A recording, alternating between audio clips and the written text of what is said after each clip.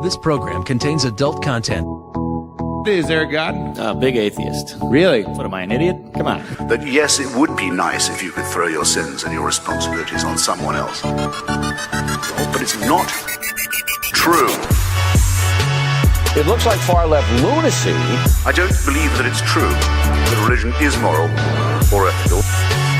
You don't need to follow anybody! It's not human intelligence! If someone doesn't value logical consistency, what logical argument are you going to give them that will demonstrate that they should?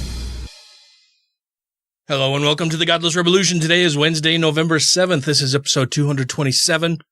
I'm a fully bearded and four-eyed, bushy-tailed Mr. Dan. I'm not all that bushy-tailed, man. I'm fucking tired. I'm tired all the time now. I'm tired of being tired. That's what happened. You're getting old. You got glasses. Your beard's growing back in. You had to get a tooth fixed. You're getting old. It's what's happened. It's fucking work, man. I know now why people in high stress jobs, like they take the job and 4 years later, 5 years later, it looks like they've aged 10 years because it'll fucking do it to you, man. Well, I got a shitty week of work coming up. Oh, yeah? I get to work Friday, Saturday, hopefully come home Sunday, then back Monday, Tuesday, Wednesday. Awesome. No. I hate the shift changes where I get like 1 day off and I'm there for a long time. Yeah. Just living at the station. Yep. And if someone calls off on Sunday, I am pretty high on the list to be directed to work. Aha. But I'd rather get directed on Sunday. You get voluntold? Yeah. It's pretty much, hey, guess what? You're up on the list. You're working today. Thanks for volunteering, Ryan. Yep. But I hope it happens. In a way, I hope it happens on Sunday instead of having it happen on Thanksgiving. Mm-hmm. I'm supposed to get off that day, and we got plans. Oh. So that's right. I heard about your plans. Well, I hope you do get off that day. I do, too. What have you guys been doing over the last week? Well, work. Work, yeah. I haven't done anything, so just taking out to the park and not doing any extracurricular work this week. No filming or anything this week? No, it's been pretty easy. All quiet on the video front?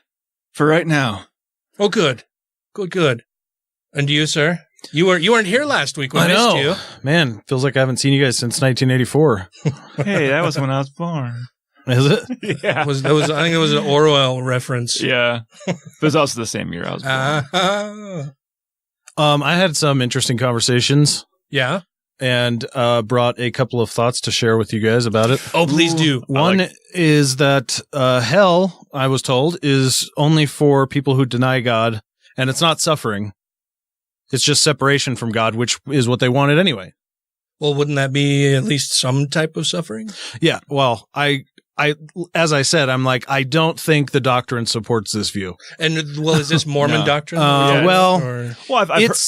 heard that come from Mormons. Yeah, well, hell is just separate from God. It's a Mormon, yeah.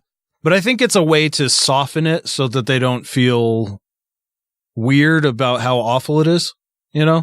They're not suffering. They're just getting what they wanted. It's just different from what everyone else then how gets. is that suffering? It's like, they didn't want God in their lives anyway. Right, exactly.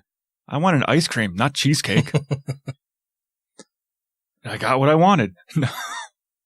So it's just a separation away from God, which that fits within Mormon doctrine because they purportedly don't believe in like the biblical hell or the more mainstream vision of hell. Mm-hmm. There's no real hell in Mormon doctrine, but it's you've got the 3 levels of heaven and then you've got outer darkness. But in the 3 levels of heaven, isn't God in the top level? Uh-huh. So if you're in the bottom 2 levels of heaven, you're still not with God. It's true. But he can visit those levels. Yeah. I mean, it's like you're in a nice swanky hotel. Yeah. And God's in the penthouse having a fucking rockin' time, and you ain't invited. Mm-hmm. Mm-hmm. He might come down the elevator. There's an eternal party going on, and you just aren't going to get an invite. Yep. So is that not hell? I guess not. Apparently. I don't know. Yeah. You're still separate. Uh-huh. Because who says hell can't go to outer darkness and go, hey, guys? Well, what if God can be in more than one place at one time? Then why can't he be in all the places? And he's supposedly everywhere at all times.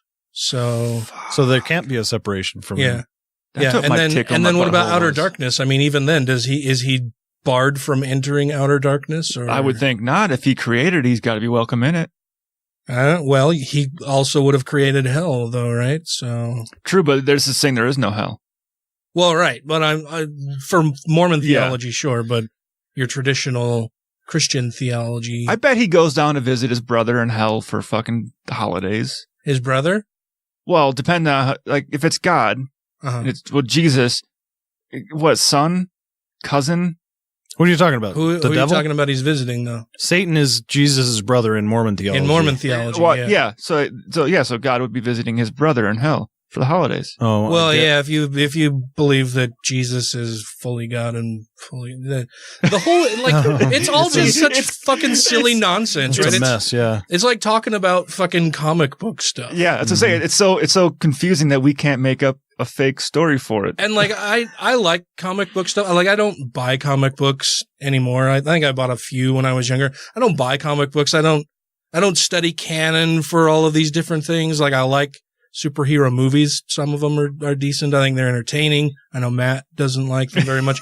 But I mean, conversations with Christians about this kind of thing, it's just like, okay, well, so you have a sci-fi fantasy novel that you're basing your life on and arguing about whose imaginary friend can beat up somebody else's imaginary friend. And then you got to pick which writer you're basing that off of in the comic book, because each writer has their own spin on it, just like religious texts. Mm-hmm. Well, and it's and the problem is that once you get into a conversation, it shifts from being a comic book to a choose your own adventure. Yeah. So when they don't want to get pinned down on the hell problem, they just say, well, it's not suffering, it's just separation, and that's what they wanted anyway. Yeah. That's not what the doctrine says. I'm sorry. Yeah. Hell isn't a bad place. Excuse me? You're just making shit up now to make yourself feel better about something. Like you have enough cognitive dissonance that you've at least recognized how fucking terrible what you believe is, and so you're trying to come up with excuses for it. Yeah. And I had one other thought in the spirit of Thanksgiving month. Mm-hmm. When we're talking about, I'll just start out by saying, people who pray over their food or whatever, oh, yeah. There's a lot of, non-believers that will say, well, I don't see, even Richard Dawkins has said, I don't see anything wrong with, being thankful for what you have or whatever. Yeah, that's all fine. The problem, though, is if you're a believer of the Omnimax God, when you give him the responsibility, when you make him responsible for giving you that food, you're also making him responsible for denying it to the starving people. Mm-hmm. He's responsible for that as well. So, so that becomes a problem, in my mind, at least. If you're an Omnimax believer, there's no such thing as luck or anything. God is doing all of the stuff. So if you have a string of bad luck, that God is doing that to you, or at least allowing it to happen. Or is it just a test? Well, but so this gets back into, if he's Omnimax and he knows the outcomes of everything, then I guess allowing it to happen, but in a sense he's doing it because he set everything in motion. Yeah, he's knowing what the outcome would be, what circumstances you're going to find yourself. Yeah. But so my main point about this leading into Thanksgiving and stuff, for the Omnimax God believers, praying for the meal that's ridiculously bigger than anything they ever need is super selfish and kind of awful, because they're also saying that God is denying these other people. We're so special. Yeah. Those other people who also pray to God every day that they won't be starving, that he would provide them some food, and he doesn't. Well, they're just not worshiping him in the right way. Mm-mm. They're doing something wrong. He has a plan for them. You're supposed to worship with the pants around your ankles. Yeah. Well, yeah, they supply a multitude of different answers, right? They're not praying the right way. They're not praying to the right God. They're not being fully worthy. What was the one you just said? They don't believe it in their heart. Yeah, they don't believe it in their heart. They'll come up with... God has a plan for them. Yeah, God has a plan. Works in mysterious ways. Yeah. This is just a test for you. Right. Yeah. And he unfortunately needs to make, an example of some people in order to teach them and the people who witness what happens to these other people. They need to learn a valuable lesson. Right. Through this suffering. Rather than just giving them what they need and also giving them putting in them the experience of having that without going through it. He doesn't do that. He just makes you go through it. That's what pisses me off. Yeah, they say God can move mountains. Your faith can move mountains, but apparently it can't feed tens of thousands and millions of people every day. So what good is moving a fucking mountain? I also especially hate it when some kid dies in a tragic accident. Is there food under the mountain? Ooh, food mountain. But I hate it when people have the response when like a kid dies in a tragic accident. They say, God won't give you more than you can handle. Mm-hmm. Well, then why the fuck did God give you a dead kid? Yep.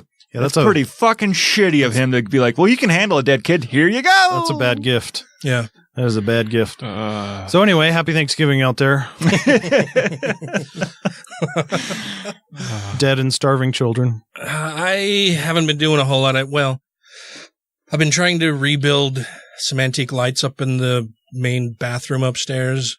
Semantic lights? Semantic? No, did I say semantic? Some antique, I think. Oh, antique lights, yes. Some antique ceramic lights. Ooh.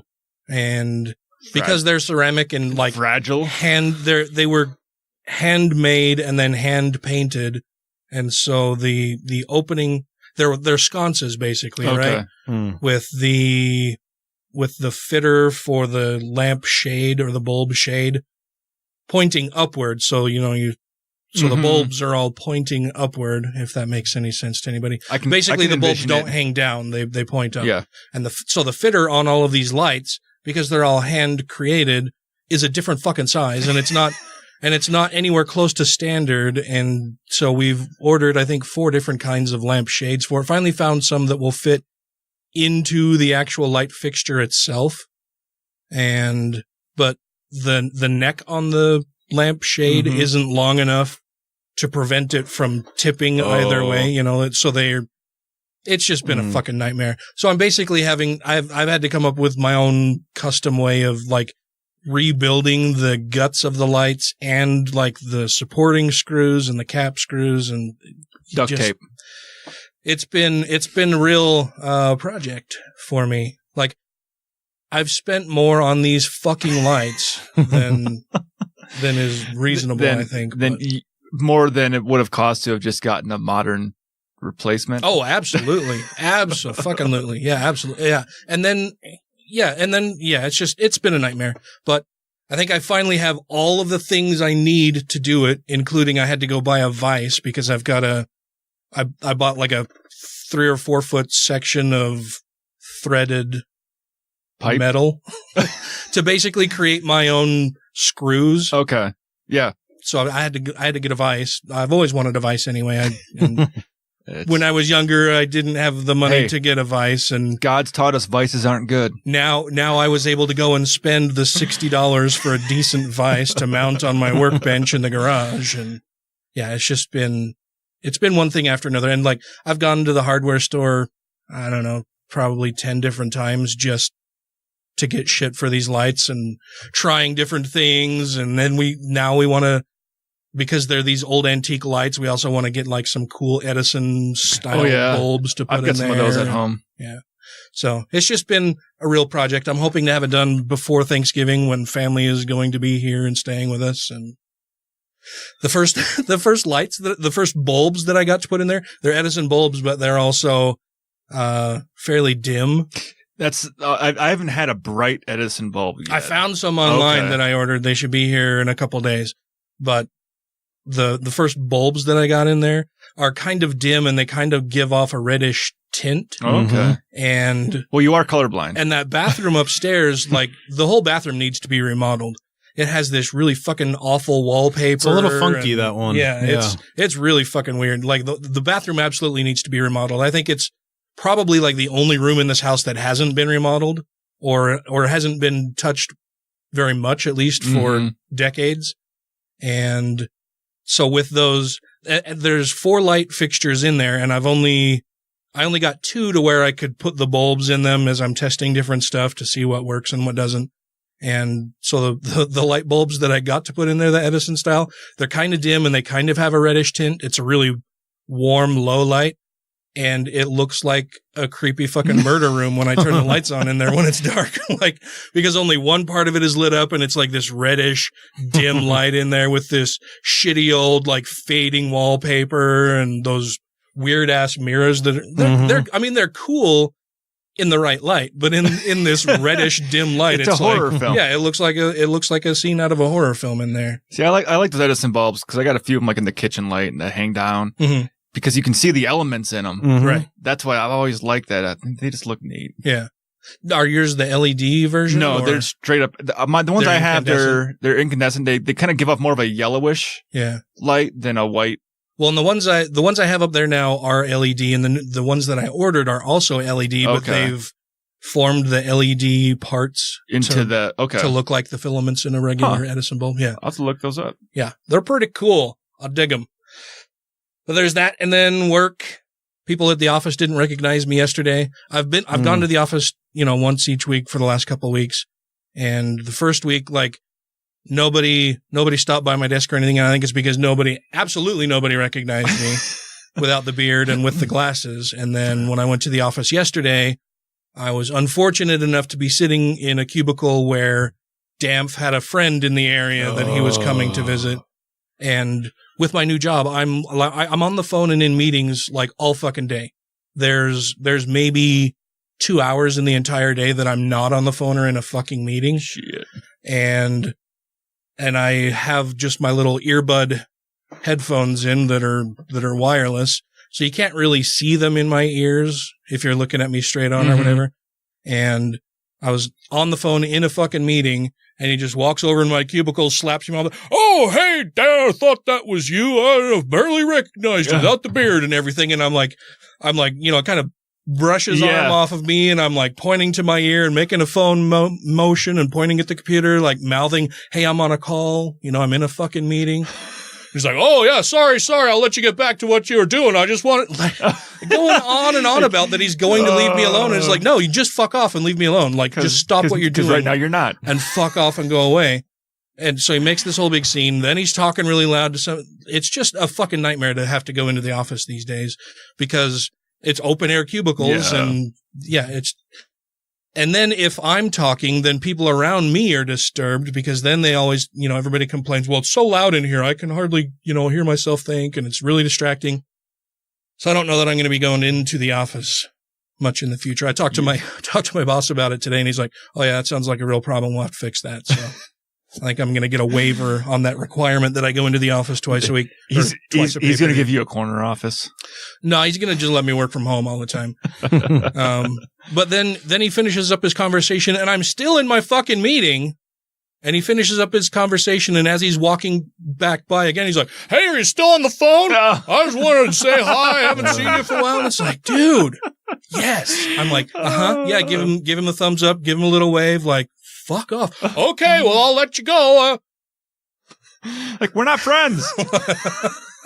And then we had when I was on that team, we did this thing where we made an accomplishment. And so the boss for the old team hosted a pizza party for the old team. And I went to that with my old coworkers because I was on the team when we did this thing. And so I had to sit in there with Dan for a half hour, just question after stupid fucking question, inappropriate questions. Another guy on the team, his wife passed away died this week. I don't like when people use euphemisms for dying. So his wife died this week, and Dampf is in an email replying to the boss who sent this out. Hey, one of your coworkers, this person, we regret to inform you that their wife passed away. We'll be sending out a card for you to sign if you want to donate some money, whatever. And Dampf fucking replies, and he's like, oh, that's too bad. I can really feel for him because, of course, Dampf's wife died last year. Me. Yeah, exactly. Yeah. Had to fucking make it about him. I know exactly how he feels. Was she sick for very long? How did she die? Like, if that was any of your fucking business, you would know. Like, you don't fucking, just everything about that guy drives me nuts. And so I don't think I'm going to go into the office anymore. I just be like, his wife ate a bullet because someone kept fucking bothering her. Well, this coworker kept coming home and telling his wife about having to deal with you all day, and she just couldn't take it anymore. That's what fucking happened, okay? She died. She just wasted away because she couldn't handle having to hear one more fucking story about what an awful person you are. That's been my week. We've got some exciting stuff coming up on today's show. There's been a fuck ton of news, of course. The midterm elections happened yesterday. We'll talk about the results of the midterm elections, what that means for the future. We've got Taylor Grin coming on to talk with us about that and a recent debate between David Frum and Steve Bannon. That there was a big hullabaloo. I mean, ultimately I thought the debate itself was kind of boring, but there was a whole lot of hullabaloo surrounding the debate that I think was ultimately more interesting than the debate itself. I thought about when I was watching it, like this kind of goes directly into what like we were talking about with Taylor last week about, hey, what kind of platforms do we deplatform people from? Yeah. Yeah, the platform and then just the way Bannon constructed his arguments and all of the dog whistles that he explicitly said, this isn't a dog whistle. Yeah. Bullshit. But so we'll talk about that. Talk about some other news stuff if we get some time. Also, I forgot to mention, Ryan, our teams had a competition. Oh, they did? Yeah. Who won? My team won. Oh. You didn't even watch? You didn't pay attention or anything? I haven't. I've watched maybe 2 games in the last 3 years. It was a pretty good game. It was 17-17 into the fourth quarter. I figured they were playing because I had a buddy text me and go, hey, your team's going down. I'm like, oh, they're not doing so well? He's like, yeah, they're playing. I'm like, oh, okay. They're playing. So, yeah, they're not doing well. Sounds like the Raiders. Yeah, I kind of, since I got rid of cable, I haven't watched football at all. Oh, the Raiders, man. Terrible. Every year I hold out hope, and then within 2 or 3 games of the season, I'm like, oh, I guess I'll watch something else on Sundays and Thursdays. Yeah. All right, let's get to some other stuff. Okay. This is Matt Dillahunty, and you're listening to the Godless Rebelution. I blame Tribulation Trump, because he's a demon. Yes. Rejoining the Godless Rebelution podcast now. So I want to welcome back to the show, friend of the show and super smart, intelligent feller, Mr. Taylor Grin. How you doing? Hey, I'm doing well. How are you? Super good. Now I'm tired, man. I'm just fucking tired of everything. I'm tired of fucking politics. I'm not really tired of politics. I'm kind of a politics junkie. I'm tired of politics not going the way I want it to go. That's what I'm tired of. Well, I hope that part of what I can do tonight is persuade you a little bit out of that stance. Okay. The wave was a big fucking deal. Yeah. Yeah. So let's talk. So right now, I believe as it stands, Democrats picked up 28 seats in the House, 7 governorships, and have lost seats in the Senate so far. 4? I can't remember. Yeah, but we expected them to lose seats in the Senate. Yeah. We were hoping that they would do better than expected and get seats out of the Senate, but we expected them to lose between 1 and 3. Yeah. The one that killed me was the Ted Cruz reelection. I was disappointed, but I wasn't surprised. It was damn close. Right. Yeah, I really, really was pulling for Beto O'Rourke, and he made a hell of a show out of it. I mean, it was very, very close. I think it's the closest anybody's come in a really, really long time there in Texas. I was also hoping Rick Scott would lose. 200,000 votes. Yeah. So I know that there was a much larger voter turnout this year than in your typical midterm election season. Do we have any indication of the breakdown of percentage of increase in Democratic votes versus Republican votes? I haven't looked at that metric specifically. I can say that typically a midterm is going to have about 20% of the turnout that a presidential election has. Mm-hmm. This midterm had 75% of the turnout that the presidential election normally has, which is insane. Yeah. Yeah. I heard another statistic earlier today that said that there were roughly 6 million more votes cast for Democratic candidates than there were for Republican candidates. So even with a lower voter turnout, they still doubled the number of people. Basically, the difference between Donald Trump and Hillary Clinton voters during the presidential cycle was roughly 3 million, and they more than doubled that in a midterm with no president available. Mm-hmm. When you just look at Democrat versus Republican voting and voting for those candidates. Right. And I think that what we're starting to see, and this is probably like the most pundit response I've ever had up to this point. I think what we're starting to see is the decline of the boomers and the rise of Gen X and the millennial generation. Yay! Yeah. Oh, I'm with you. Fuck the boomers. I think that's what we're seeing. In 2016, we saw for the first time that millennials were voting on parity with the boomers. I haven't been able to see any good demographics yet, and I'm sure I won't for at least another couple of weeks, but I strongly suspect that millennials are starting to outperform boomers, and that's going to have profound effects. God, I and hope women, so. too. I cannot not talk about women. Their turnout was insane, and no matter the education level or the ethnicity, women are overwhelmingly voting Democrat. Right. Because they're smarter than us fucking dudes, man. Well, I don't know if it's about intelligence, but like Republicanism favors men a lot better than. Oh, absolutely. That's why you get those macho chest thumpers that roll coal and vote Republican. Yeah. So I'm a sophisticated analyst here. So here in the state of Utah, I was just going to say women's natural predilection is to be caring, and that's the Democratic thing. It's not my actual view. Yeah. So here in Utah, we're still waiting for results in the Mia Love versus Ben McAdams race. But from everything that I can see and projecting the existing numbers with the rate of return that we're seeing in the different counties, the Salt Lake County vote for Ben McAdams is insurmountable for Mia Love. President Dipshit himself today said that Mia Love has lost, though she's not yet conceded, and Utah County is being very difficult in turning over their election results so far. So they still have not called it. I don't think it's been updated since early this morning. And they're not going to update it until next Friday, they said, I think. Next Friday? Yeah. Oh, wow. They have 2 weeks to certify go through and certify all the absentee ballots. And they're not going to give out their numbers until they get all the absentee ballots, all of the mail-in ballots, everything checked and double-checked and counted. Yeah.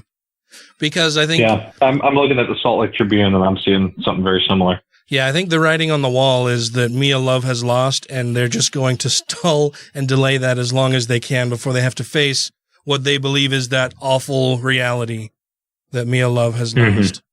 But I think McAdams ran a good campaign. I think he's a decent guy. You know, we're in Utah, so he's not the most progressive of people, but he's a damn sight better than any of the Republicans that we have elected. So he's a what? A damn sight better. Well, and here's the deal. He will vote, and that means he will vote for the House Speaker to not be Paul Ryan. Yeah. And he contributes to the majority that gives the Democrats chairmanship in very, very important committees in the House, like the Judiciary Committee and the Armed Services Committee and the Intelligence Committee, that will allow them to do things like subpoena voting records. Not voting records, subpoena tax returns, subpoena emoluments clause related documents with the administration. And this is the thing that's always pissed me off, is that Republicans will look for any reason to vote for their candidate, and Democrats will look for any reason not to vote for theirs, forgetting that elections have consequences and owning the House is ridiculously important. So I'm glad we learned that lesson this year. Yeah, I still wonder how much of that lesson we've learned. I think a lot of people did, but not nearly as many as should have learned it. I mean, it's still, we had a much higher turnout than in typical years, but still, we should see much higher voting percentages of the overall populace. I'm always so disappointed when I look at the number of people who can vote and don't. One of the things that I thought was awesome in this election, particularly in Florida, was that they have restored voting rights for convicted felons in the state of Florida. that I think is awesome. I think it's terrible that people were facing this double jeopardy of serving their time and then never being allowed to vote. It was people who would represent them. Yeah. It was over. Right. Well, was it close once to 2 you've done million? your punishment, you're done. Like you're clean. Yeah. Yeah. Or you should be anyway. I mean, you've done your time. You shouldn't be punished after doing your time. Right. But you still are anyway, because then you have a convict record. People are going, you've got to answer that on applications at most businesses. So you're already facing a handicap when trying to rejoin the workforce, and then not being allowed to vote, and perhaps, enforcing some regulations that say you can't ask people that kind of thing. You can ask them different things. You can word it differently, create regulations that say you can't say, have you ever committed a felony? It would be, have you ever committed a crime that would affect your employment here, or call into question that you should be employed here? Like, if you're applying at a bank, you want to make sure that you don't employ a bank robber, probably, right? So things like that. I mean, I kind of disagree. Like, if an individual serves a just punishment for a crime, and then they are like completed with that term, that prison term or whatever is associated with it, I think to a certain degree, like, now give them the benefit of the doubt. Like, they're out. They've done what they were supposed to do. And honestly, like, wait for them to commit a crime again. Like take your banking example, right? Banks are FDIC insured. So if somebody, let's say, did commit a crime of like robbing a bank, and then for whatever crazy reason wants to work at a bank after they've served their prison sentence, okay, if they rob the bank again, you punish them again and you recoup your losses with your insurance. Rather than like not allow that person to seek a job. I don't know. Like, I think that same reasoning could be applied so broadly that like somebody with a prior conviction couldn't get any type of employment if you use that kind of logic, like, more broadly than that. Yeah. So I don't know. Maybe I'm wrong. Like, I'm open to being persuaded otherwise on that. But I think, like, once you've served your punishment, you're done. Yeah. Unless you're a pedophile. I agree with you. You definitely shouldn't be a school teacher. It's something that I'll have to think about a little bit more. I mean, maybe it's one of those things where it's like 3 strikes and you're out. No, I'm just kidding. I'm not referring to like the 3 strikes law or anything. I mean, I am referring to that, but I think it's a terrible thing. I did see one other a resolution that got passed in a state that kind of flew way under the radar. And Washington State had the only gun measure to make guns more restrictive in the state, and it passed. I think they said within over 60, it was right around 60% of the vote it got. Do you know what the measure was? Semi-automatic rifles and semi-automatic weapons, you have to be 21 and older to purchase them. 10-day waiting period on the purchase of firearms. All guns have to be either locked in a safe or have a trigger locking mechanism. And if the gun is taken in a crime and it wasn't locked, you are now punishable for that. You're culpable. And I think that was about it. Yeah. So basically saying we want you, like, by law, you have to keep your guns locked up, because we don't want when your kid's getting your guns and shooting somebody with them. And if your kid does commit a crime with your gun, guess what? You and your child are both fucking going to jail for it.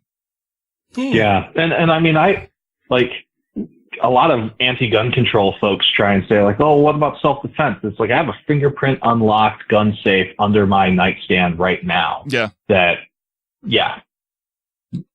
There's no reason not to lock your gun. Yeah.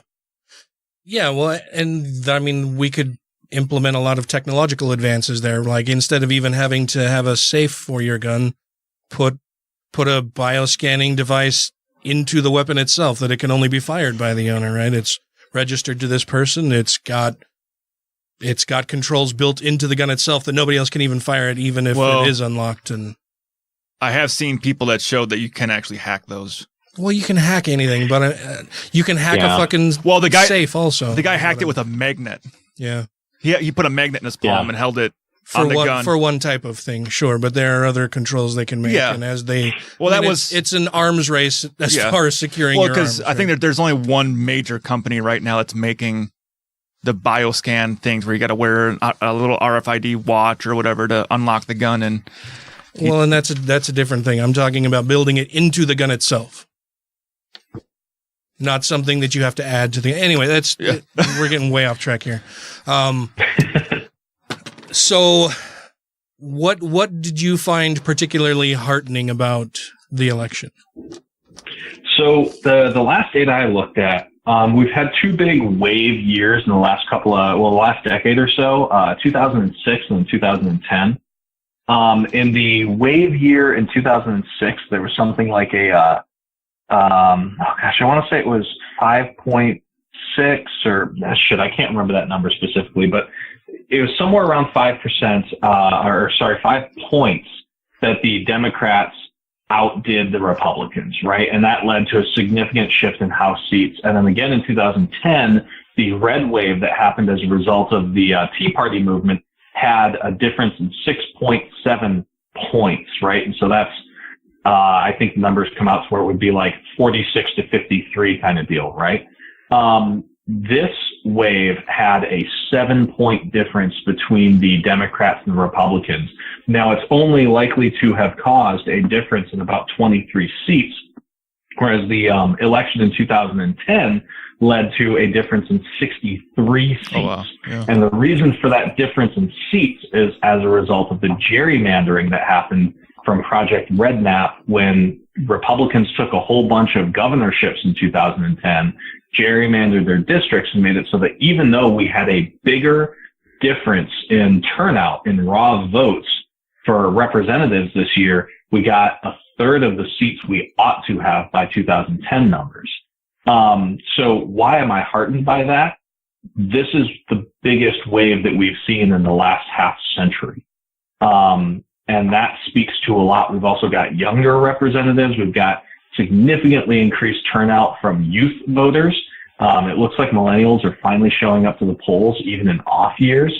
And the amount of individual donations, like the 30 million or so that went to Beto, not a single corporate donation went to Beto. Those are all huge fucking deals. So even though the outcome of only 23 seats wasn't the best, the overall trends, the sea change that's happening, give me faith. Yeah, I completely agree with you.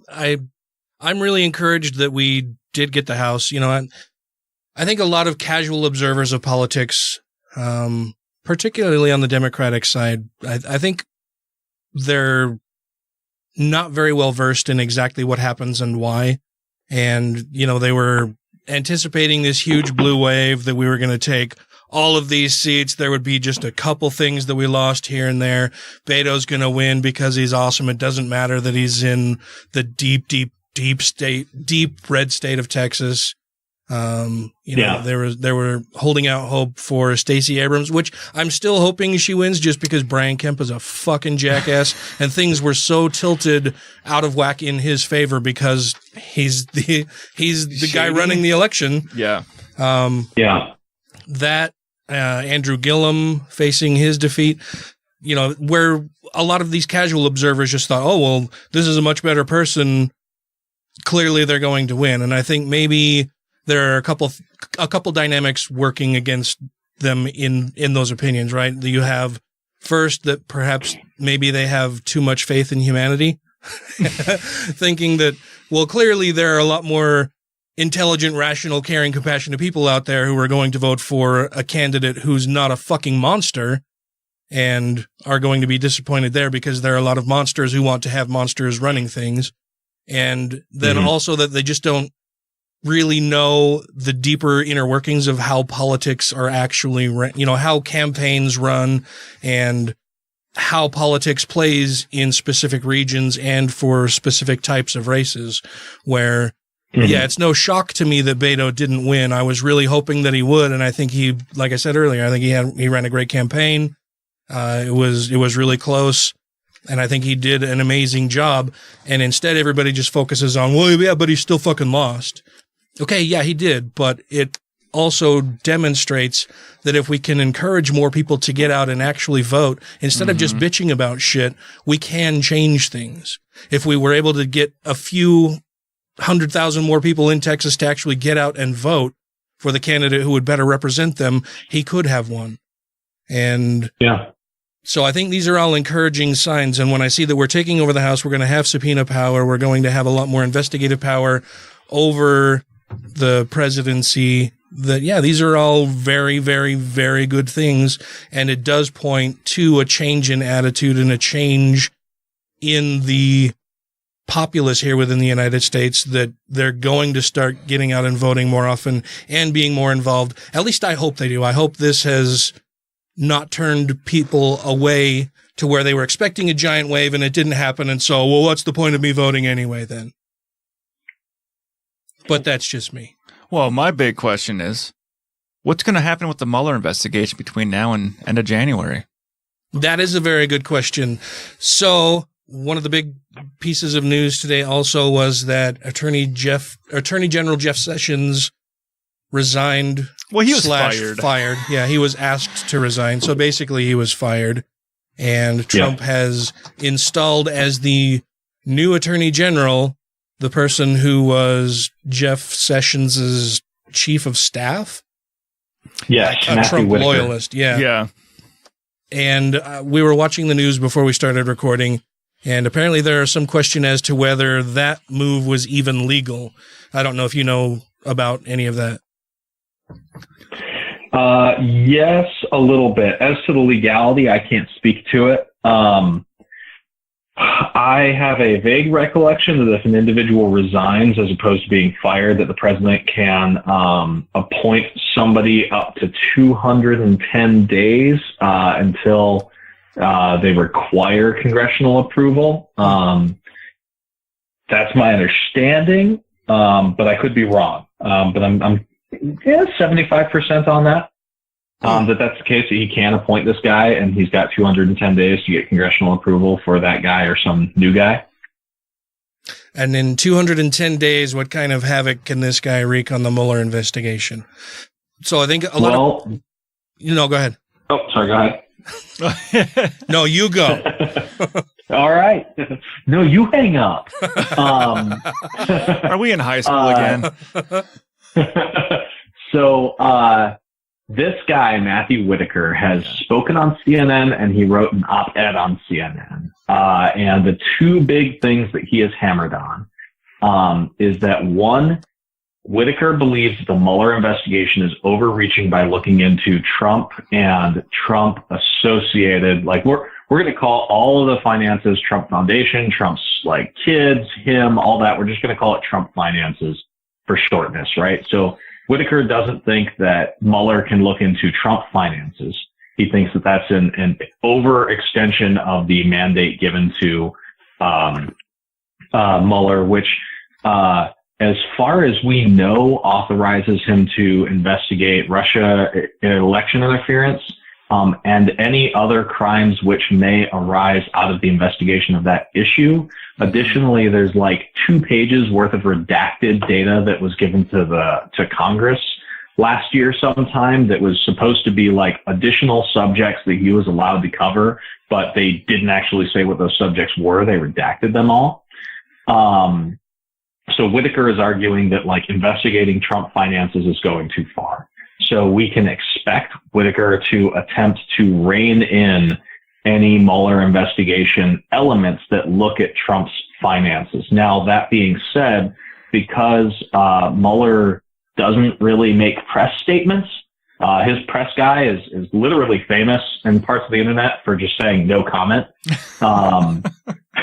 We might not know if when that restriction is implemented as the general public. And then the other thing that Whitaker has proposed, hypothetically, me using my air quote fingers here, is that in order to stop the Mueller investigation, he has argued one doesn't necessarily need to fire Mueller, but instead severely restrict funding to the investigation to the point which it's non-functional. And I think that was less a hypothetical and more of a job application. Yeah. So that's what I would say we should expect in the next 90 days. Now, once the House takes over, some concepts have already been like given test balloons. One of which is that if Mueller was fired or rendered ineffective, the House could actually hire him as a special investigator.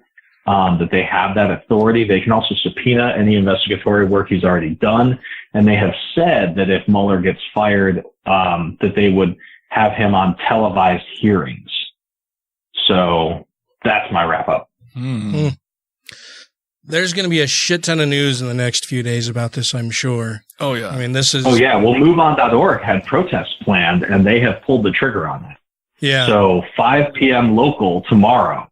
Well, okay, November 8th. So by the time you're listening to this, it will have already happened. But November 8th, 5 p.m. local, I hope you were at protests. Yes. I'm trying to think if I will be able to attend. I think I will be able to attend a protest tomorrow. I'm guessing it's got the state capitol. Probably. I'll have to. So if you go to MoveOn.org, they've got a state by state, and in fact, in many cases, metropolitan area by metropolitan area of registered protests, so that you know the right place to go, so that misinformation doesn't travel. And then again, this is in the future. These protests would have already happened, but if you ever go to a protest, stay calm. Don't yield to like provocateurs who try to cause violence and disruptions. As a matter of general practice. Mm-hmm. I like to laugh at them because it makes them even more angry. Yeah, there was one here where a guy was literally running around with American flag and a Trump t-shirt on and a MAGA hat on and like body armor, like running through the crowd up the state capitol road. I'm like, and nobody did a thing to him. They just kind of like laughed at him and let him run around acting like a jackass. And he kind of laughed because nobody started shit with him. Like it looked like he had worn his fucking hockey pads waiting for a fight. That didn't happen. It didn't happen. Yeah, I think there's going to be a ton of news breaking for the next week for sure. And I think it's just going to get worse and worse and worse and worse and worse. Did you watch Trump taking questions from reporters today? One of the reporters, I can't remember the guy's name or what organization he was with, but as we were watching the news prior to recording tonight, there was a reporter who asked Trump if the new Democratic House is seated and they start investigating him and his finances, can Trump compartmentalize that and still work toward benefiting the citizens of the United States? And Trump actually said on fucking television, no. I think his we next would move line into more of a war stance. Yeah. I couldn't. Yeah. Like I shouldn't be surprised by the things that fall out of that fucking dummy's mouth, but I am still surprised at just how truly awful a human being and president he is. He's just going to sit on a stack of money, smoking a cigar, watching everybody fight. It's all terrible, and it's going to get worse before it gets better, but the key thing to remember is that it will get better. Well, that's what Probably. I was wondering if Mueller will accelerate the timetable of his probe with the recent goings on with people being fired. Jeff Sessions being fired. If he's got what he needs. Yeah. If he's got enough there to actually bring it forward, I wonder if he'll do that sooner rather than later. Well, what's really disturbing to me is that this new AG who Trump has appointed doesn't seem to understand that there should be a separation between the Justice Department and the Office of the President. Yeah. It looks like he's going to be working hand in hand with Donald Trump, and that's something that should never happen. I mean, well, and I would almost counter that kind of language. Like, I don't think that he doesn't understand that there should be a separation of those powers. Yeah. I think he knows that and he doesn't care. I think that there's a lot of, like, this is not a dig at you. You just happen to be the person that brought it up. But like in the media, in pundits and politicians, there's been a lot of like, these people don't seem to understand that X institution is supposed to function Y way. And I've been frustrated with that because they know how these institutions are supposed to function. They don't want them to function that way for them. Yeah. They're just looking to take advantage of it wherever they possibly can. And it's one of those things that the party who, touts itself as being this moral bastion, this league of people who are, forthright, moral, ethical, they're the standard bearers, they're God's chosen people to lead this country, are all the most immoral, unethical fucking bastards. I can imagine holding office, and they all know what they're doing is unethical, and they just don't fucking care. Right. Well, so there's this book, it's called How Democracies Die, and it does what it says on the tin. And one of the points that they bring up is this concept called forbearance, which is if you are elected to govern, you don't use your powers of governance to make it more difficult for the other side to win in the future, because your goal is to govern well, not to hold power. And you recognize often that, like, if you break the rules to make it more difficult for the other party might do the same for you. So a well-functioning democracy doesn't do that. But then we've seen illiberal democracies and failing democracies like Hungary, Turkey, Poland do things like abridge the freedom of the press, stack courts, but take over control of industries and quelch free speech. And now we're starting to see similar things here, with folks like Kemp, right? Or Kobach, right? Using the power that you have as Secretary of State to influence who can vote in the election you're running in. That's illiberal democracy at work. And it's very sad to see. Was there anything else you want to talk about as far as the election goes? I don't think so. Congratulations on beating Mia Love. But no, I think that's everything as far as the election stuff. Oh, yeah. Yeah, that's the other thing that I was really excited about here in Utah is that Prop 2 passed, which was to allow the use of medical marijuana for people who can be prescribed by their doctor, that they should be allowed to use medical cannabis. I know a lot of people who that will greatly benefit. I know someone very close to me personally who has multiple sclerosis, and they're one of the working poor. They work 2 jobs part-time to try to equal out to a full-time job. It's a person who has MS and isn't able to work in just any job out there, is affected by not being able to get insurance prior to Obamacare because they had a pre-existing medical condition. Now they're able to have medical care, but it still costs quite a bit, and they're working 2 jobs to try to cover that. But even though they now have medical care, they can't afford their prescriptions. Weed is a lot less expensive for them, and this person has gone off of all of their MS meds and is treating their disease exclusively through the use of cannabis and hasn't had a flare-up since they've gone to strictly using cannabis.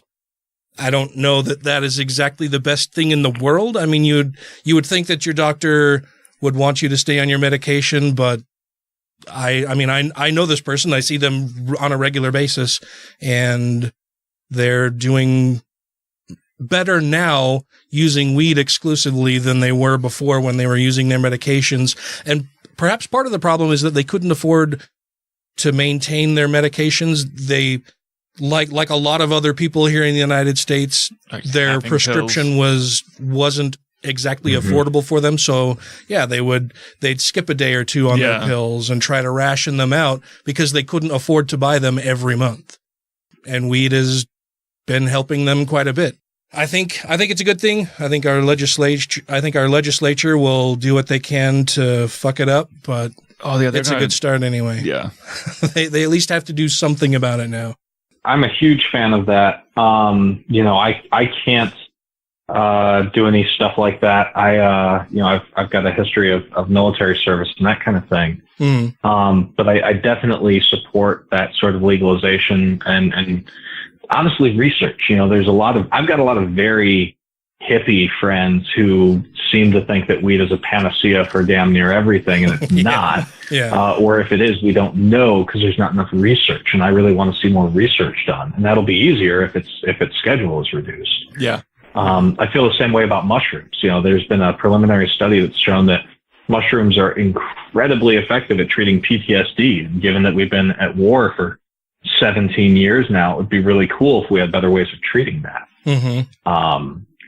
So I'm a huge fan of those kinds of resolutions. Yeah, absolutely. Hi, this is Dr. Hector Garcia, author of Alpha God, and you are listening to Godless Rebelution. What does Christianity say? Those laws can be suspended, and in your favor too, if you make the right prayers and propitiations and sacrifices. There can be a virgin can conceive, a dead body can walk again, your leprosy can be cured, the blind can see. Nonsense. It's not moral to lie to children. It's not moral to lie to ignorant, uneducated people and to tell them that if they will only believe nonsense, they can be saved. It's immoral. Thank you to everybody who has rated the show on iTunes and Stitcher and are following us on YouTube, Twitter, and Facebook. And to all our Patreon patrons, you make the show possible. Let's move on and talk about the debate between Steve Bannon and David Frum a little bit more now.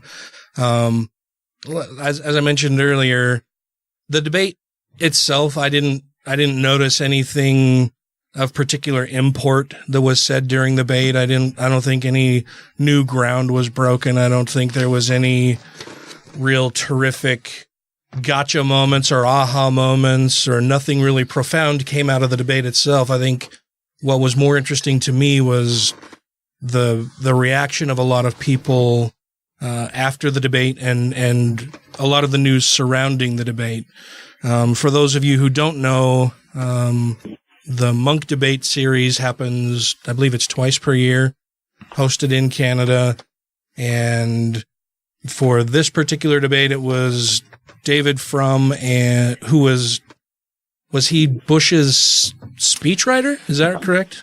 He was one of Bush's speechwriters, yes. Yeah, I know he just said he was on his cabinet. Yeah, a long time Republican. I think he may have disavowed being a Republican these days. It sounds like he's definitely not a Trump Republican. No, I think it sounded like he was still claiming that he is a conservative Republican, just not what is out there right now. Yeah. And then he wrote a book in, I want to say, the 70s that William F. Buckley called a breath of fresh air. So he has some conservative bona fides. Yes. He's not some left-wing nut out there trying to counter the things that Bannon is saying. He as a conservative Republican can look at Bannon and Trumpism and see how dangerous it is, and that was part of the reason why they had this debate. So the Monk series of debates hosted this in Canada, and they trotted out a new technology that they were using for the first time during this debate. One of the things that has always bothered me about debates is the way in which the premise of the debate is stated, and I think a lot of people get easily confused by that. So the debate was on populism versus liberalism, and I'm reading from the notes that you've supplied. But the resolution was that be it resolved, the future of Western politics is populist, not liberal. Speaking on the pro side was Bannon, and on the negative side was Frum. Yes. Can you explain a little bit more to us about what the resolution was and what they're actually trying to debate in this? Because I think a lot of people get confused by the word populism, thinking that, oh, well, yeah, Trump is a TV host, he's popular, that's what they're talking about. He's a popular figure in the media, and that kind of populism is what he's espousing and wanting to do. But no, that's not it at all.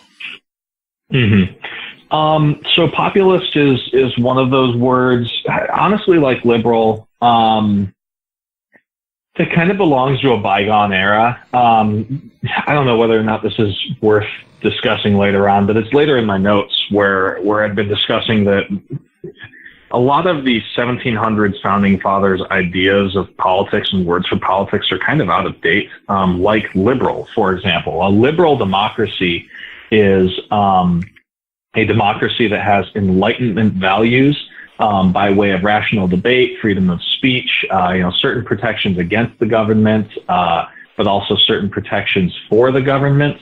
It assumes that the majority should rule, but they should rule in such a way as to not disenfranchise minorities, and generally takes a fairly libertarian stance by way of saying that, like, people should be extended as much freedom as possible insofar as that freedom does not infringe unreasonably upon the freedoms of others. The sort of like, you can swing your arm until it hits my face. Populism, on the other hand, is much closer to what the founding fathers would have called mob rule. It's very much whoever's in the majority, or at least holds the majority of the power, sets the rules, and everyone else needs to deal with it. And that's what Bannon was arguing in support of what he called economic nationalism, which is really just a euphemism for I'll call it that, national socialism. The government style that fascists in the 1930s were advocating. I hope that answers your question. Yeah, it does. Like I say, one of the things that I find sometimes frustrating about the premise of a debate is just the way it's worded and who is on the pro side, who is on the con side. And the Monk Debate series decided to roll out a new technology as far as their debates are concerned, where people are given a handheld device where they can vote whether they agree with the resolution or disagree with the resolution. Basically, are they for or against the resolution? Then they also gave them an opportunity to vote on if they were willing to change their mind and be swayed through the process of the debate. And then at the end of the debate, they hold another voting round to see if minds were actually changed during the debate. Before we get into a lot of the numbers, basically it broke down to, I think it was 72% were in favor of the resolution, 28% were opposed, and opposite of that. Was opposite of that. Okay. So and there you go. Like there's how shitty those are presented. I'm easily confused. Were in negation of the resolution, which meant that they think the future is liberal, not populist. 28% were in affirmation of the resolution, which meant they thought that the future of Western politics was populist. Well, how many of those people can we count on for knowing what they were voting for? Right. Yeah. Right. Well, they were Canadian. Yeah. Well, and I think that's part of my issue with it is that it's just so clumsily worded and confusing for a lot of people. And they're using this new device that, they sat down in the auditorium and they're seeing this for the first time. And yeah, it was clearly prone to error, and that played out at the end of the debate, but we'll get to that point eventually. I'm betting most people voted either for Bannon or against Bannon. Or for Frum. And I hope Frum, that most people knew that voting negative meant they were voting against Bannon. Say that again? In the way that Ryan said that he thinks most people thought they were voting either for Bannon or against Bannon, I would suspect that the Canadian audience and likely more educated audience, that they were attending a debate for fun on a Friday evening, probably knew that by voting in negation, they were voting against Bannon. Okay. So when we get to the actual so tell us, I'm just viewing your notes here. Why don't you kind of take us through how you saw the debate? So I don't think it would be good for, honestly, the listeners to go through this thing kind of segment by segment. It was standard debate format, opening arguments and then rebuttals. But ultimately what I observed was that there was an argument between Frum and between Bannon. On Frum's side, he was arguing for classical liberalism, this idea of democracies working together, the sort of post-World War II world order where democracies don't fight each other, where you uplift the people within your society. And Bannon was arguing ultimately for an America First type policy. Yeah. And briefly, he dropped his mask and started talking a little bit about kind of dominionist politics, but he got out of that really quickly. And I honestly think he only brought it up because he was nervous at that particular point. He knew his audience, Bannon did. But if I could give you a summary of this debate, it was a couple of old white boomers making boomer arguments using a boomer debate format.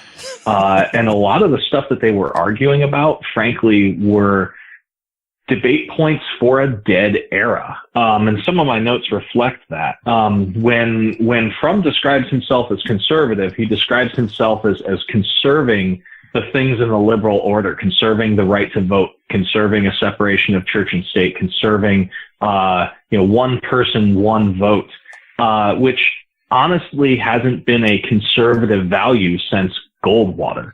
And I think he's using an older romanticized version of the word conservative because that adheres to his description of himself, his self-image, and it's not really accurate. And as I mentioned before, Bannon was arguing ultimately for what he labeled economic nationalism, but what was actually national socialism, which is seizing the means of production for the populists or for the nationalists within a given state to their benefit, which is exactly the sort of political stance that Hitler and Mussolini had in Germany and Italy, respectively. So, yeah, I mean, that's my summary as far as what went on, is that they were arguing like old shit. At one point, Bannon brought up Westphalian spheres of influence, which is literally 1800s politics. And that's what kind of disappointed me about the debate, is that these two guys were not talking about really anything relevant to the future. They were based in the past. I think when you have a couple conservatives on stage, that would almost be the inevitable result, that they're going to be talking about a romanticized version of what they see as, or what they have this vision of as being an idyllic state where, in the 50s, in the 40s and 50s, everybody just got along. The middle class was thriving. It didn't matter that women and people of color weren't able to vote, had diminished rights, or didn't have full civil rights, that gay people weren't able to marry who they love. I think they look at those things as, well, of course, we didn't want them, and that's why things were so good. I noticed that during Bannon's opening, so throughout the debate, I caught Bannon just absolutely lying through his fucking teeth. Yeah. I mean, yeah. At different points of the debate, saying that, the increase in job numbers that we see, the good economy that we see, those are all results of Trump's policies. And Frum tried to call him out on saying, no, that's just a continuation of Obama's policies. Its numbers haven't gone up in a significance to show, hey, this is Trump doing this. Like, no, it's just on a same steady incline from Obama. Yeah, you're riding out the wave of Obama's policies, basically. And Frum actually did make that point by saying that,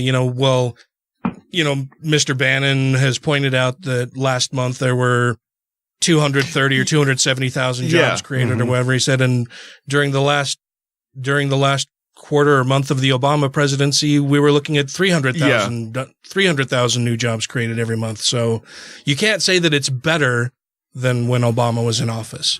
You're just writing this out. So, but I did notice Bannon, like I say, just lying repeatedly throughout any time that he was on stage talking. The middle class. Yeah. And I think, I'm sorry, I bet. I was just saying that he had at one. It was closer to the end where he was talking about how much Trump is helping out the citizens by, and he gave the example of, or or putting out a middle class or a tax cut for the middle class last week. It's like, no, I think Trump talked about that, but he didn't do it. He decided, nope, we're not going to do that. Well, there's no way he could have. He can't just declare a tax break by fiat. That's literally not how government works. But this is Trump. Yeah. Oh, no, I'm with you. I'm with you that he lied. Yes. And so interestingly, I fact-checked a lot of the claims that Bannon made, and this speaks to his rhetorical style. He uses what are often considered to be liberal in the modern sense, as opposed to or aligned with Democrat points economically. Every single data point that he brought up in terms of pre-Trump, in terms of people's lack of faith that the government was working for them, the loss of share of wealth gain, lack of wage increases, all those data points that he was talking about for Americans are accurate data points. He was telling factual things when he was making those points. And then basically everything he said after Trump was elected was either a lie or a misrepresentation. And it's obvious why he's doing that. He's creating credibility for himself by using accurate points and hoping that people take for granted that the remainder of his points are accurate. Well, I also found it interesting when he was talking about the EU. Because at one point he's saying that the EU, with the breaking up of Brexit and all that, saying they just want to be sovereign states like the United States has with North Carolina or Virginia. And my thought with that is okay, don't they already have that with the European Union? Yeah. And in fact, the countries in the European Union are more sovereign than the states in the United States. Yeah. And he was making it sound like they're trying to achieve what we have here in the United States, where I'm that's kind of what the EU does. The EU is like the federal tax. Yeah. Well, keep in mind that the types of people who follow Bannon are going to tend to be the New World Order types. So they're going to have a skewed view of the world as it exists, and also a skewed view of the the legal foundations under which the federalist government is established. A lot of these nuts on the anti-federalist side, your Clive and Bundy types, sincerely believe that the highest authority that you can assert over an individual is a local sheriff. And he appeals to those people. Not at this debate, but they will see clips of this. The sovereign citizen that's to whom he's arguing. So what brought the debate to my attention initially, I think I may have heard that it was happening, but what refocused my attention on it was seeing a tweet from Eli Bosnick, from the Puzzle in a Thunderstorm podcasts. And he had retweeted somebody who had tweeted that their opening tweet says, to stop giving fascists a platform to debate. It's not a joke. The idea that they'll publicly embarrass themselves in front of an unsympathetic audience is a fantasy that wildly misunderstands the way psychology works. Publicly debating them is a recruiting mechanism. And then this person had posted a link to somebody else's tweet who pointed out that at the end of the debate, the people at Monk had posted the results of the debate as far as post-debate voting, and their earlier initial report on the voting was that Bannon had swayed a huge number of people in the crowd to his side. So later it came out that, of course, that was absolutely wrong. They had screwed up something in their tabulation of the results of the debate and what people had voted or how they had voted at the end. And that ultimately... Bunch of hanging chads? Yeah. Yeah, and that ultimately the numbers were exactly the same as they were heading into the debate. And when people were pointing this out to the person that Eli had retweeted, the person in question just kept doubling down and saying, well, okay, well, that doesn't really matter. But clearly from their initial tweet, I mean, that was what they opened their tweet thread with, was pointing at the statistics of the final debate results and saying, this is why you shouldn't give people a platform, because they easily sway people because, you know, they understand better human psychology and blah, blah, blah. But then when people pointed out, well, that's not really what happened, the numbers didn't change, this person just kept doubling down and saying, okay, well, that's not really the whole point of this, when clearly that was why they opened the whole tweet thread in the first place. What are your thoughts on that? I'm mixed. If I had only seen the opening arguments, I probably would have agreed with you. Bannon looked really good in his opening argument, especially in light of the protester who was applauded off stage. In terms of some of his retorts, he made a point. He made some point and a single person cheered and he said, "Thanks, Mom," which drew applause. Because it was funny, right? Like, it doesn't matter who's saying that, that's funny, right? Yeah. And so it humanized Bannon. And I was a little worried about that. Because then after that, David Frum looked bad. Like, he was shaky, he stumbled over his lines, he carried his notes up to the stage with him when he was giving his opening arguments. And from a rhetorician's perspective, like, that's bad. Like, he looked worse. And then the rebuttals started happening, and that radically reversed. Bannon looked like shit for the rest of the debate. Which is good. I mean, ultimately, like, that's the goal, right? If you've got a fascist who's got a platform, hopefully you can make his ideas look as bad as they are. And largely that happened. He was laughed at a lot by the audience for making obvious lies or hyperbolic statements. In the end, I think that because his audience was able to laugh at the points he was making, it was probably a net benefit that he spoke. But if it, for some reason, had like just been their opening arguments or had been a somewhat tighter debate format where they weren't really allowed the opportunity to directly rebut each other, that could have gone bad. Like, that could have made Bannon look much better than he deserved to look in front of an argument or audience. I'm not sure what you mean by you agree with me or don't agree with me, though. I think that in a one-on-one debate format, that I agree with Frum debating Bannon. Be it resolved that Bannon should have debated Frum. Well, I mean, we were talking about this last week a little bit as far as the deplatforming. Right. Right. Like, I don't agree with deplatforming. Yeah. Go back and listen to last week's episode where I was on, because we talked about this at some length. I am okay with people who want to speaking as long as they're invited. You know, I don't think that you deserve every platform. And if a university or a debater doesn't want to speak with you or let you speak, they're under no obligation to do so. Yeah. It's what are called deliberative enclaves that I think should be shut down. And this debate was not that. Yeah, and I think this debate where both people are willing to sit down and have a conversation like that is the perfect place for these kind of discussions or arguments or thoughts to be put out there. So that way there is a counter to a negative spin on stuff for anything. Yeah. Well, it gets a person to stand up on a stage and defend the arguments that they're making. You know, you can broadcast an argument without really defending it, and people might just see your pithy line and say, yeah, I agree with that.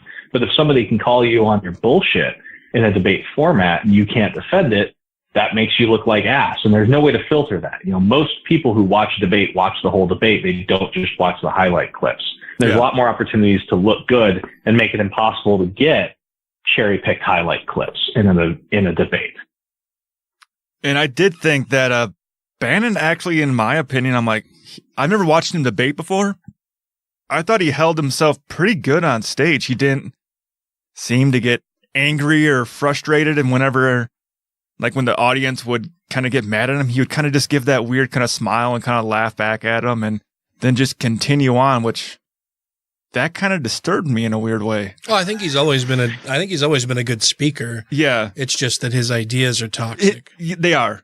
But the way he delivered them, I thought, he delivers his ideas I got the same. I got the same feeling. It actually ties back into some of our Halloween episodes where when they finally catch that serial killer monster and it's Ted Bundy, and you're like, wait, what? That guy's just like us. Like you're expecting something. So when you only hear about the things they're doing, like with Trump and Bannon, like you expect something so unhuman, like dissimilar to what you're like, but when he's up there on stage looking normal and human, it's a little unsettling.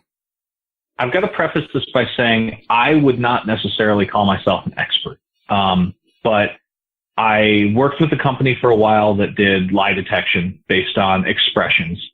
Basically the Paul Ekman stuff. If you've ever seen Lie to Me, that show's actually not terribly inaccurate. Everything. Yeah, I like that show. I wish it wouldn't have gotten canceled. I like that show too. Yeah. It's based on actual science. Again, it's just Hollywooded up. Okay. Right. But it's more accurate to its source material than say like CSI is, right? I also took some profiling courses when I was doing my intelligence program. That's psychological profiling. Again, I don't have a PhD in this subject, so I wouldn't call myself an expert on it. But that being said, I do have some experience. And I've also done a shit ton of research on Bannon in particular. And watching Bannon debate solidified for me a assessment that I've been kind of building for quite some time. Bannon is not a sociopath. I honestly think that he honestly thinks that he is doing the right thing. He lies. His consequences are evil. But there's a difference between Marvel style villains, right? Like some guys just want to blow up the planet and other guys literally think that they're doing the right thing when they're doing the wrong thing. And I think Bannon is one of those. And that showed in a lot of his expressions that he made during that debate. Now, do you believe he's lying intentionally or he believes the lie? So what's that term, like lying for Jesus? I think he's doing that. Okay. I think that he feels as though his lies or his misrepresentations are necessary. This is me getting inside his head, that those lies are necessary to, curb the pill and peanut butter to get people to accept populism for their own good. Okay. The ends justify the means. Yeah. That would be a way more succinct way of putting it. And then when we're talking about millennials earlier, he said towards the end that the millennials are his target audience right now. Oh, yeah. Well, that gets into he is a true believer of this book called Generations, written by a couple of basically amateur historians and sociologists, Strauss and Howe. And that book makes the argument that there are 4 generation cycles that occur regularly. And the best way to summarize that is saying hard times make hard men. Hard men make soft times. Soft times make soft men make hard times. So he would argue, the Generations guys and Bannon would argue that World War II was the last hard time. And the greatest generation won that fight, rose to the occasion, and they led to the economic success that the boomers then picked up. And the boomers were spoiled. And because they were spoiled, they created a hard time. Because they lived through easy times, they created a hard time with their economic issues that they created. And he speaks to that when he says his inciting incident was the economic crash caused by Bush. To him, that's the beginning of the hard times that were created by the boomer generation. And so in that same cyclical nature, he thinks that the millennial generation is the equivalent of the greatest generation in World War II that's going to rise to the occasion and, in his view, bring on this populist revolution and change the way governance is done in accordance with his ideology. Well, I hope they do rise to the occasion, but not for his ideology. Right. And so the funny thing is I am not as much a true believer as Bannon. And I recognize there are flaws in the book, but they're onto something. And I do. I think that, that the occasion that millennials and Gen Z are rising to is the way that the boomers largely fucked everyone over. And their response, as David Frum would say, is not to destroy democracy, but to repair it.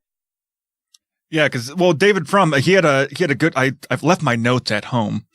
Because there was. Oh, that was beautiful. I know. That was They're beautiful. really useful over there. So just as an aside, real quick.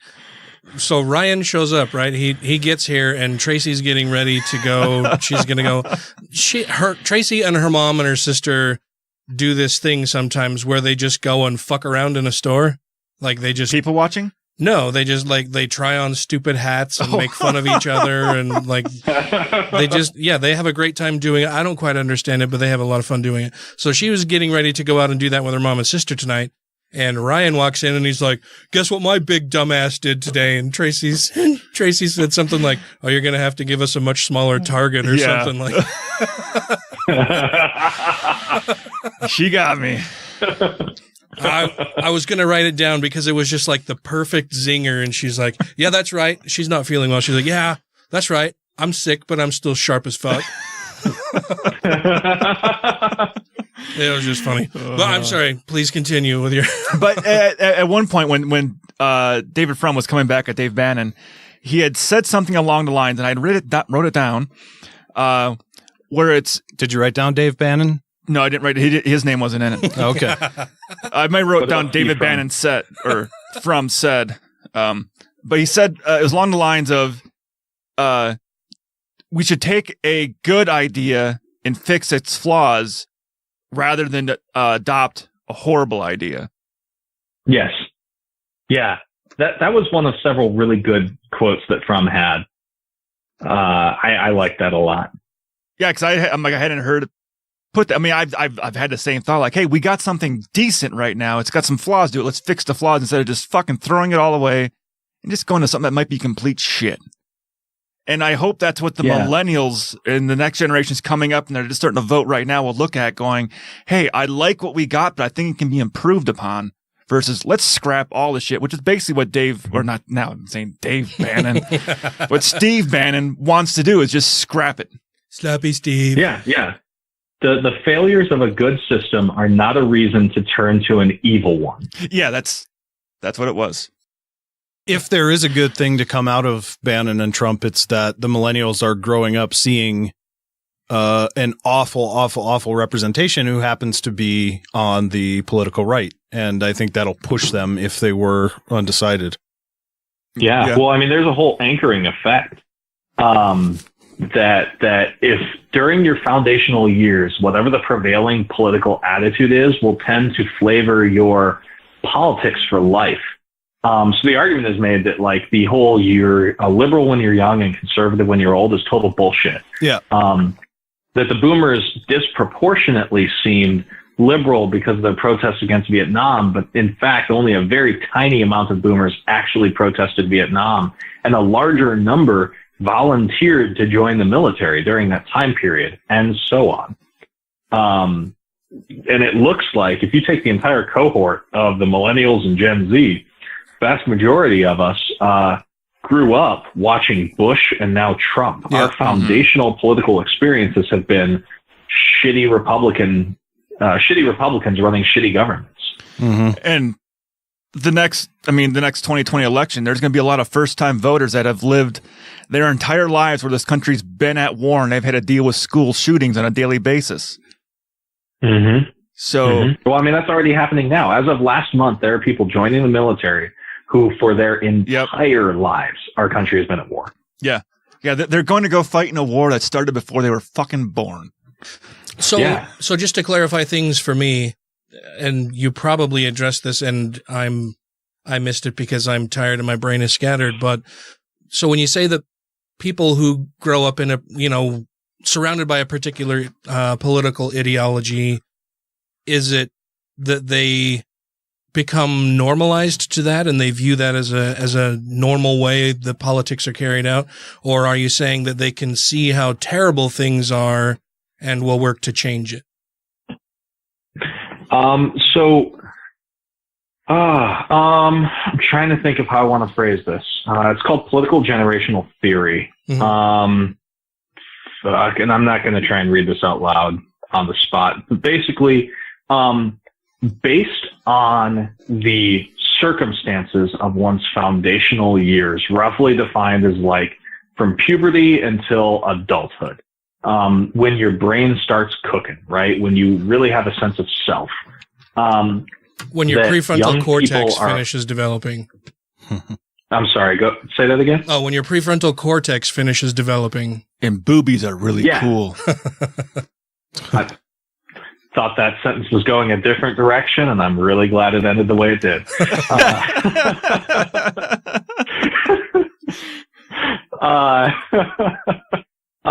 Yes. So basically the growth period of the prefrontal cortex. So during that time period, crazy young people are aware of their surroundings, and they consider them. And so if they see good leadership or bad leadership, and especially bad leadership, that will stick with them. So if they see a given individual or group of individuals being fuck-ups, that will stick with them. So my assessment would be is that you're going to see lifelong adherence in general to the Democratic Party or its equivalent by millennials and Gen Z. Now, I'm not saying all of them are going to be Democrat voters, but a larger proportion of them will be than would otherwise if we hadn't had the colossal fuck-ups of the Bush and Trump administrations. And that's political generation theory or generational motherfucker. I can't get this right. But yeah, there's a theory for that. Well, that's what when they show the breakdown of between ages and genders and whatever for the votes. All the demographics. All the demographics. That's the word I needed right there. That the younger voters do tend to vote more Democrat. Mm-hmm. And we're just going to keep adding to that, hopefully. And they stay into it. Like you're saying, like if they continue being a lifelong Democratic voter, the future looks better. Well, and so I think Bannon recognizes that the boomers are dying off and losing relevance. And so, of course, the millennials are his target audience. They are his target. Yeah. He's who he wants to recruit. I think we should be careful of overstating, because there's a huge streak of millennials that are nationalist, racist. Oh, there is, neo-Nazi thugs. Mm-hmm. Richard Spencer, I know a handful that are diehard Trump supporters. All the people that marched on Charlottesville and all that are millennials. But by the numbers, right? They're outnumbered nationally. Yeah, but significantly. I mean, in the single digits of people support that. And based on numbers I've seen. And since Charlottesville, a lot of those people have gone underground. Yeah, well, not just underground, literally scared out of the movement. Prevailing violent extremism theory argues that individuals who would be prone toward like violent extremism tend to basically be looking for off-ramps. They are trying to find ways, subconsciously, of course, to de-radicalize, and whether that becomes a new relationship or a new source of identity, community, and purpose, whatever it may be, most people will take what's called an off-ramp as soon as the opportunity presents itself. And the study of violent extremism looks a lot more at the people who don't take those off-ramps than the people who do, because of how much people tend to take those off-ramps. So Charlottesville was a massive off-ramp for a lot of people prone to that sort of, modern blend of nationalism. Yeah. I think like I said, I think the debate was interesting, but not groundbreaking. I think it was good that Frum was able to counter Bannon's points pretty well and pretty handily. Yeah. But yeah, it was, had I not seen a lot of people freaking out about, oh, well, this is how incredibly gullible and stupid people are, that Steve Bannon can so easily sway them, that in an hour and a half's time, he's turned a bunch of people into Nazis. I was like, calm down. It's going to be okay. Hi, I'm Taylor Grin, sometimes known as Alexander Scholl, especially back on episodes 151 and 152, back in April 2017, where I talked about Steve Bannon. So if you liked our coverage of that debate, go back to episodes 151 and 152, where Dan, Ryan, and Matt delivered a profile I wrote about Steve Bannon, and you can figure out how bad a guy he really is. A presidential press conference elicited the same reaction you get from people who just watch someone shoot fireworks out of his arse. Which, when you think about it, is actually fitting. Because whenever Trump speaks, what is it essentially other than just random sparks and flames sputtering noisily out of a damaged arsehole? If you have questions, comments, concerns, compliments, corrections, criticisms, or concepts for content, contact the show via email at godlessrebelution@gmail.com, by text or voicemail at 330-81-REBEL, or Twitter the twatter at TGR Podcast. Thank you! So I want to move to a little bit of a correction, maybe. Yeah. Last week, when we were talking about... Dan crushed my hopes of good future stuff. When we were talking about how to get people to change their minds and, do we need to break up these deliberative enclaves? Do we need to deplatform people? How can we stop this rising tide of fascism, nationalism, Nazism, all of the bad isms that are out there that are illiberal, that are really not good for anybody but those in power. Ryan had mentioned I think you said something about, well, there was that black preacher guy, or there was a guy who had gone and befriended KKK members and was getting their robes. Right. And that, maybe it's having those, one-on-one dialogues with people where you can better persuade them. You can show them that you're not the enemy, that you are a human being, that you can have these relationships built with people on opposite sides of the fence and still be able to work things out and bring people out of these harmful ideological stances. And it was your indecision or not knowing or questioning whether the guy was a preacher or not, that while I was editing the show, I decided, while I'm doing the show notes, I should figure out, is this guy a preacher? Where is he from? What was his name? Give a little bit of history as I'm adding this information into the show notes. That I ran across this article from Medium, from writer Justin Ward. It says, Daryl Davis makes a new friend. And I'm going to read, if not all of the article, quite a large portion of it. It starts out with a picture of Richard Spencer posing with Daryl Davis. Daryl Davis is he's the guy I was referring to last week. Right. Who had Klan members turn in their robes to him. Yeah. The story starts and says that a black blues musician who collects the hoods and robes, so not a preacher, a black blues musician. That's close enough. Who collects the hoods and robes of Klan members he has befriended. Daryl Davis has been the subject of daytime talk shows, a Netflix documentary, and a seemingly endless series of features and think pieces. His name is often invoked in arguments about the proper response to resurgent white supremacy in the Trump era, which breaks down into two positions, dialogue versus confrontation. Should we defeat them in the streets or in the marketplace of ideas? Should we hear them out or shut them down? Should we hug them or punch them? Today, white nationalist Richard Spencer tweeted out an image of him and Davis together. If Davis were to convince him to abandon his racist views, it would be a huge win. Yet there are plenty of reasons to doubt his chances. The next section of the story is headlined, No More KKK in Maryland. In a time of polarization, the fantasy that racism can be defeated by chatting with Klansmen over a few beers is alluring. Not long ago, I was one of those gullible people citing Daryl Davis as proof that there is another way. So you're not alone, Ryan. No. And the piece I had watched was very convincing. Like he has the robes and he's talking to some ex-Klansmen that he had talked with. It seemed very convincing. Oh, yeah. Yeah. Killing them with kindness and so on. But the events in Charlottesville changed that. One of the many episodes of violence at the Unite the Right rally was an incident in which a man named Richard Preston fired his gun at a black counter-protester. Preston, Imperial Wizard of the Maryland-based Confederate White Knights, is another one of Davis's, quote, friends. Davis appeared as a character witness at his preliminary hearing last December, where a judge charged Preston with the crime of discharging a firearm within 1,000 feet of a school, a Class 4 felony, with 6 being the least severe. Wait, he didn't get charged with trying to shoot at a person, but shooting too close to a school? Well, I think they probably, you can't necessarily prove intent. Okay. Right? So, given the circumstances as well as Preston's prior arrests for rape and assault, the charge seems a little light.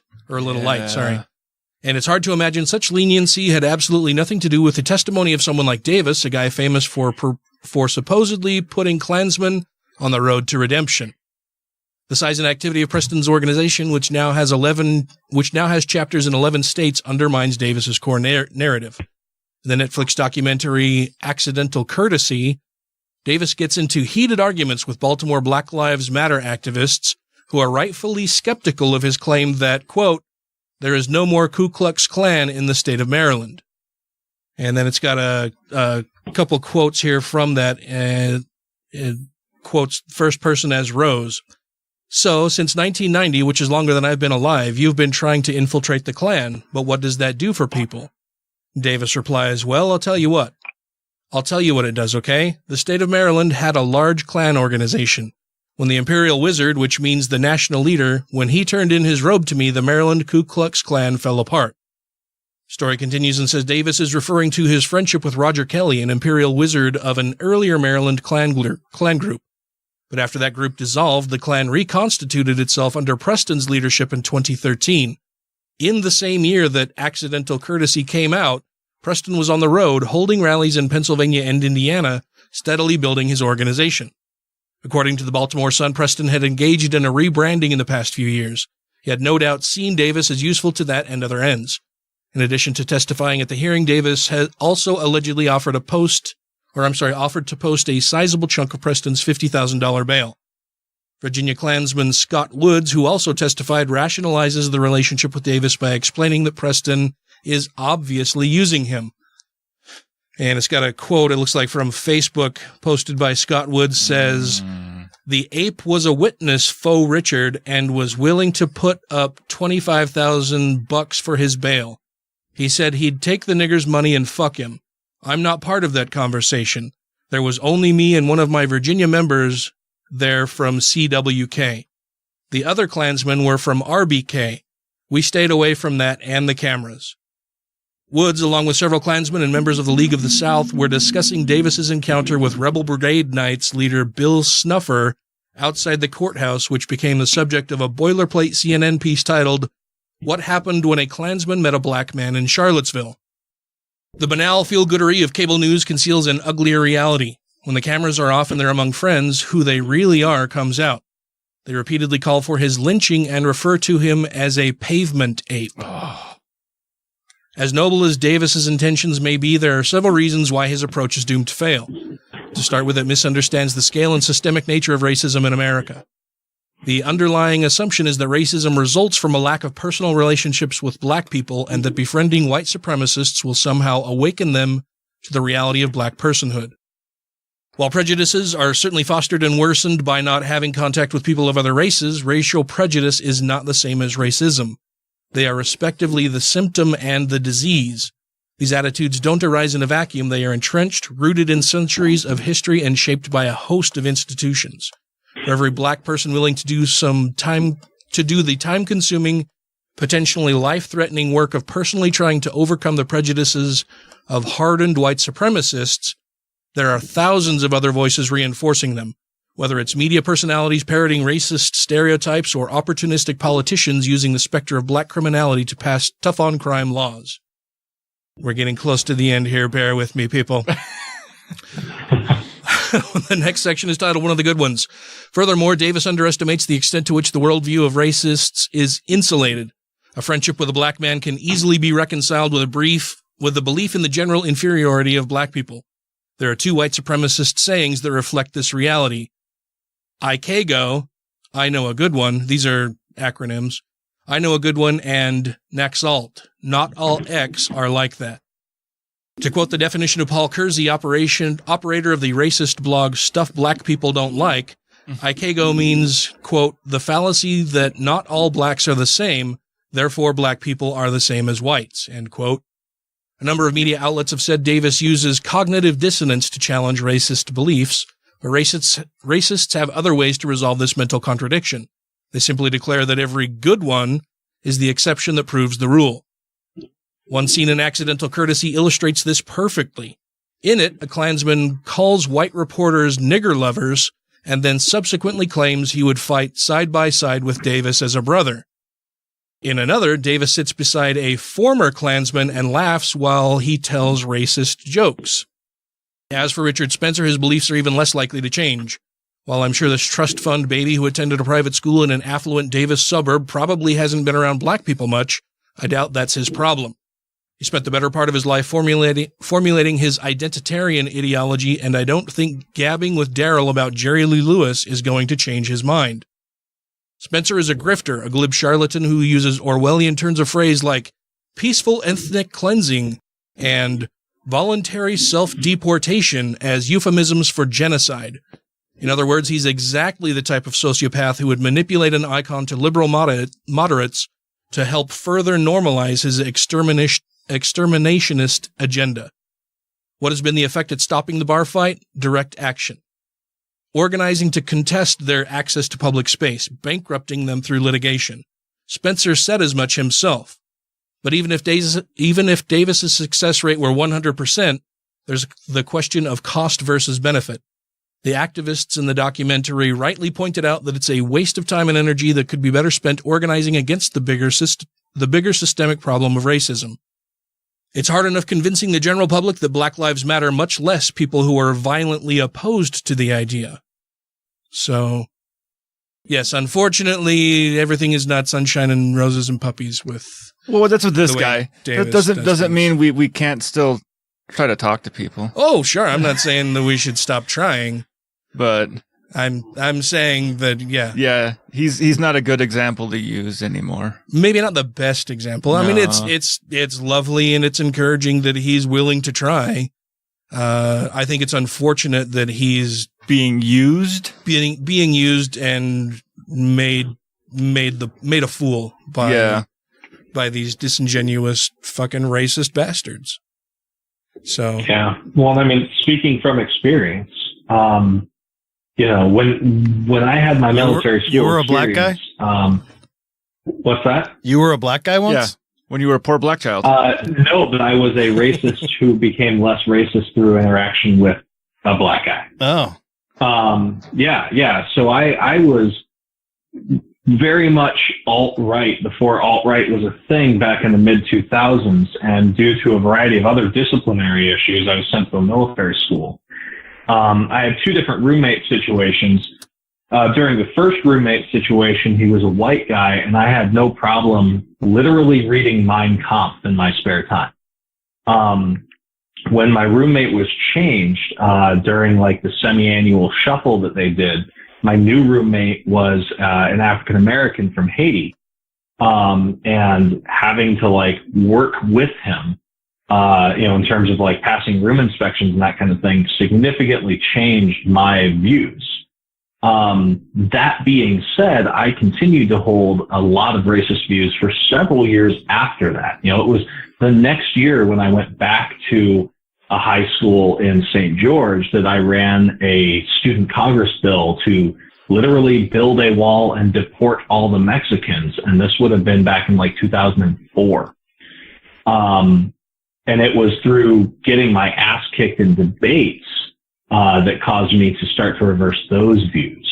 So on the one hand, I agree that like interacting with people who are different than you helps. It takes concerted effort. And I don't think that you're going to have like a miraculous conversion of anybody, and I can speak from some experience in that. Yeah. Yeah. I think it takes all kinds of interaction with people to get them to change their minds. That's why you've got diplomats, you've got firebrands, and it takes all different kinds, all pulling in the same direction, hopefully toward equality, toward a better life for everybody involved, that ultimately gets things done. But nobody, there's no magic bullet that you can use as far as a rhetorical device, as far as changing somebody's opinion on anything. It usually takes a wide variety of resources, a wide variety of approaches, because we are a diverse and disparate people with a wide variety of opinions, social and economic issues, mental issues, people are sloppy and we make mistakes all the time. Cognitive errors, logical errors, things that may appeal to you one day won't appeal to you the next. So yeah, I'm no longer a brony. You're no longer a brony. Well, I'm sad to hear that, Ryan. Who am I gonna brony down with now? That'll wrap it up for the regular portion of the show. We're gonna move into the Patreon portion here momentarily. Can you stick around with us for that? Yeah, that would be fine. Awesome. Before we go, I want to make sure that we thank our Patreon supporters. That would be Alan Firth, Newmania, Christy Kalbach, Gaytheist, Larry Wilson, Stephen Andrus, Let Them Eat Covfefe, two skeptical chaps. Oh, happy birthday, Mr. Dan Morris today. Yeah. You won't hear this until later. Dr. Dan Morris. Happy belated birthday. Is it my turn? Michelle Short, Vanessa, Freethinker 215, Utah Outcasts, Janet Uter, Marius Kotbutrikowski, Wesley Aaron, Andrew Vodopich. I always do that. Yeah, I don't know why. Can't wait to get in the next one. Hey, Taylor, what's your name? Taylor Grin. Hey! Angelica. Jeremy Goodson. Brandy Hamrick. Megan Kennedy. The Foz. Jeff Peterson. Jesse Pointer. Savita Kuna. And the Purple Dragon. Thank you all very, very much. And so until next week, crucify a turkey. Leave a review to achieve your bannoning. And rate the show 5 times a day toward Dave Bannon.